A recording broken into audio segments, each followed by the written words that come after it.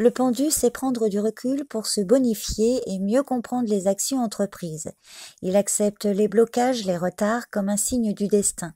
Il sait qu'il faut passer par une épreuve pour pouvoir avancer et que ses efforts seront récompensés après un long travail et des sacrifices. Dans le domaine affectif, le pendu est quelqu'un de fidèle, qui s'attache facilement. Il est capable de s'effacer et de se sacrifier pour les autres, au risque de s'oublier lui-même, mais il est généreux et attentionné sans rien attendre en retour. Il comprend spontanément les autres et adapte son aide à chacun. Son calme rassure, il sait écouter et n'a pas besoin de parler pour communiquer du réconfort à ceux qui souffrent. Si le pendu est célibataire, il peut subir des contraintes qui ne lui permettent pas de s'engager immédiatement, mais on peut compter sur sa parole.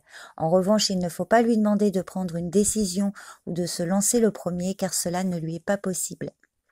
Dans le domaine professionnel, le travail ne lui fait pas peur et il assume toutes les tâches et les contraintes. C'est quelqu'un qui fait passer son dévouement par-dessus tout. C'est un excellent employé qui sait se sacrifier dans son travail pour le bien commun. En revanche, ce n'est pas quelqu'un qui prend des initiatives et il est plus efficace dans un cadre bien défini. Le pendu prend son temps afin de ne pas se lancer à l'aveuglette.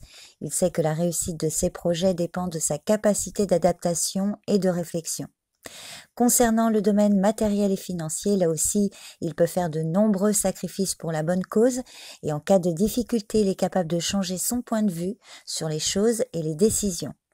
Pour résumer, en positif, le pendu sait lâcher prise, il est patient et il regarde les choses sous un autre angle afin de s'améliorer.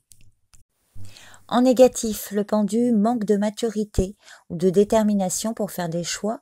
Alors des choix affectifs, professionnels ou matériels. Il est plein d'incertitudes qui le paralysent. Il est incapable de se résoudre au renoncement pour améliorer sa situation et n'arrive pas à voir les choses sous un autre angle.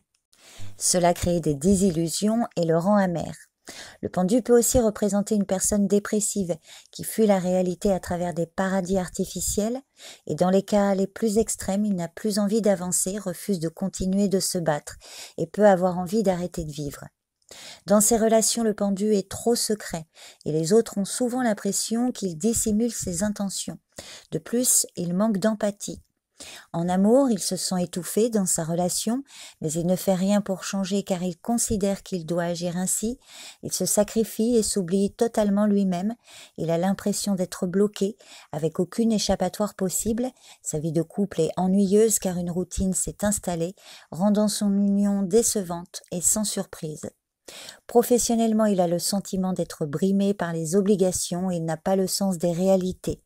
Le pendu peut aussi symboliser un marginal qui a du mal à s'adapter à un environnement et qui va de job en job sans terminer ce qu'il a commencé. Au niveau financier, il se sent emprisonné dans une vie matériellement insatisfaisante qui ne correspond pas à ce qu'il rêve. Il peut s'agir également d'une personne qui a la folie des grandeurs. Pour résumer, en négatif, le pendu représente quelqu'un d'instable qui n'a pas les pieds sur terre ou qui refuse de s'impliquer et d'agir.